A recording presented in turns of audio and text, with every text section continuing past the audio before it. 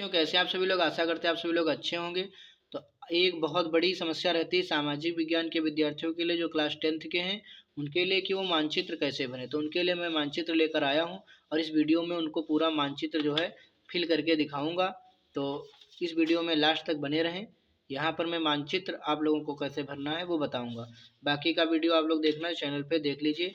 मैंने ये पूरा सोल्यूशन करके फ्रांस की क्रांति से लेकर के और ये सारा डाल रखा है वीडियो, उसको आप लोग देख लेना।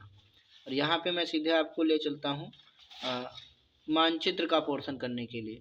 तो मानचित्र में ध्यान रखेंगे पहला 9 का ए खंड और बी खंड 10 नंबर दिलाता है, मतलब 5 5 10 नंबर। बाकी आगे जो है वो केवल दृष्टिबाधित परीक्षाओं के लिए रहता है। देखो यहाँ पर वही प्रश्न केवल दृष्टिबाधित परीक्षार्थियों के लिए, लेकिन इनको ग्राफ पे नहीं बनाना है, वही क्वेश्चन है, इनको उस पर नहीं बनाना है क्योंकि उनको देखने में दिक्कत होगी तो वो नहीं भर पाएंगे।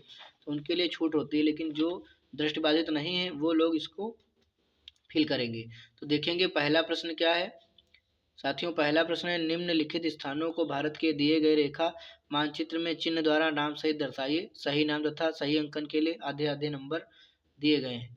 तो पहला यहाँ पर है वह स्थान जहाँ पूर्ण स्वराज की मांग प्रस्तावित हुआ था।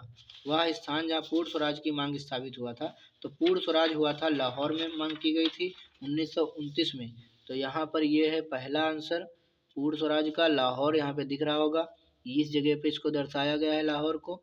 और इसके बाद में क्वेश्चन नंबर दूसरा, वह स्थान जहाँ दिसंबर 1920 में कांग्रेस का अधिवेशन हुआ था।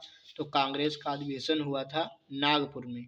नागपुर में होना था पुणे में, लेकिन हुआ था नागपुर में क्योंकि पुणे में प्लेग फैल गया था बीमारी, फिर नागपुर में किया गया था।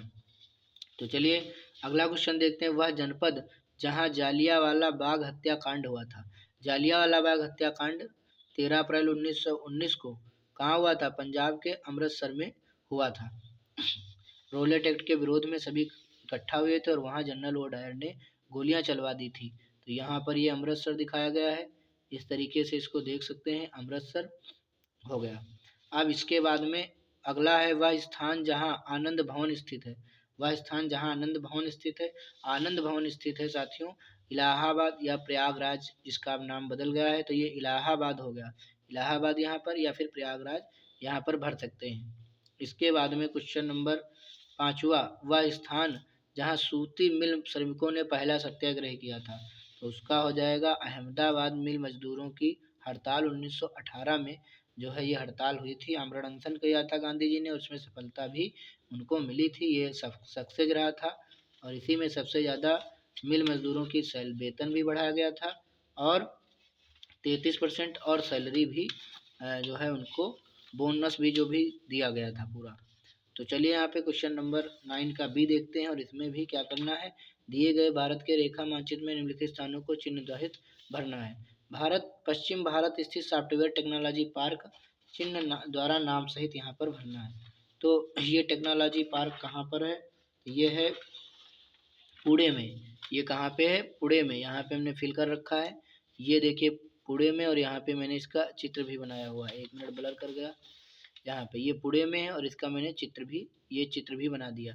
इसके बाद में दूसरा देखेंगे, पूर्वी भारत स्थित एक लोहा इस्पात संयंत्र इस चिन्ह द्वारा भरना है। तो लोहा संयंत्र हो जाएगा आपका जमशेदपुर, जमशेदपुर, और ये चिन्ह उसका मैंने बना दिया है। ठीक, थोड़ा यहाँ पे उस तरीके का हो गया है।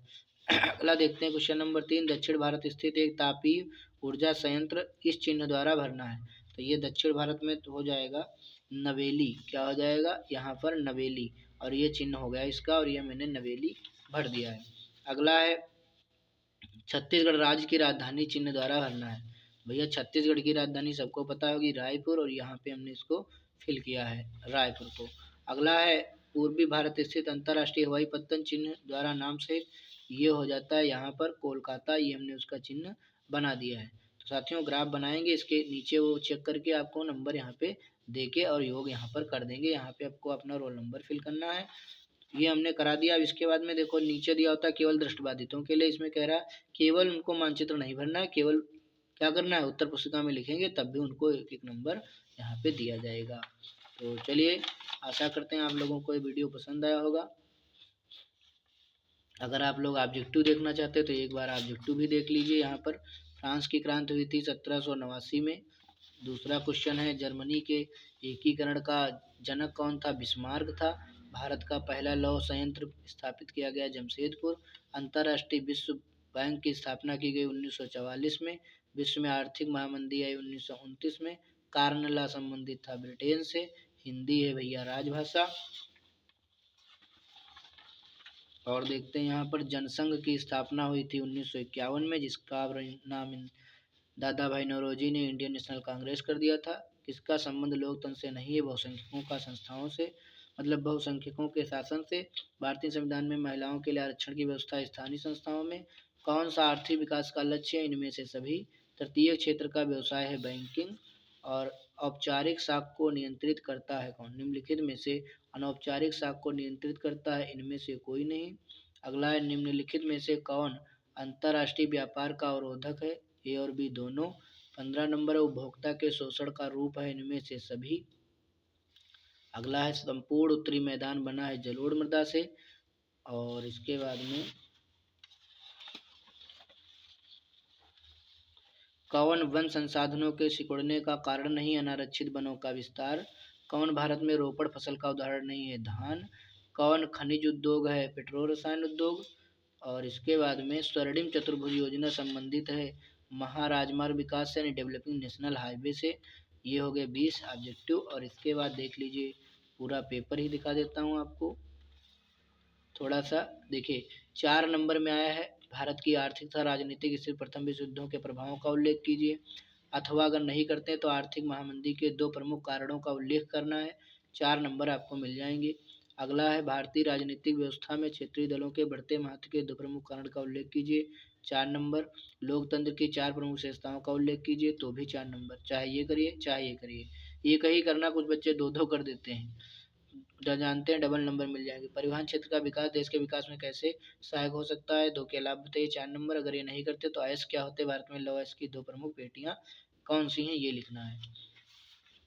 इसके बाद में देखते हैं यहाँ पर,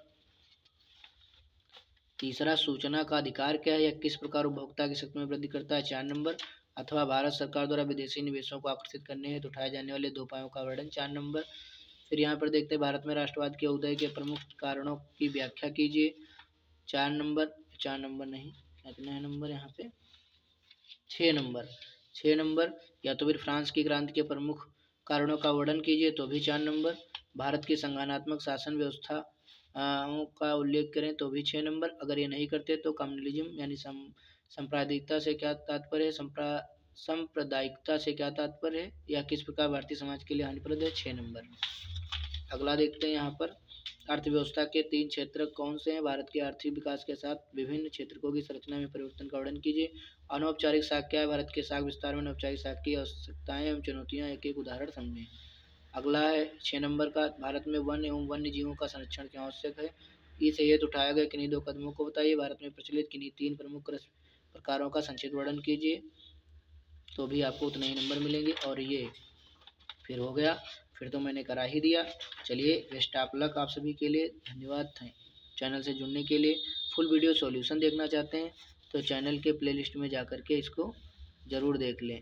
ठीक, वहाँ पे इसका मैंने फुल सॉल्यूशन सभी प्रश्नों के उत्तर वहाँ पे अपलोड कर रखे हैं। धन्यवाद।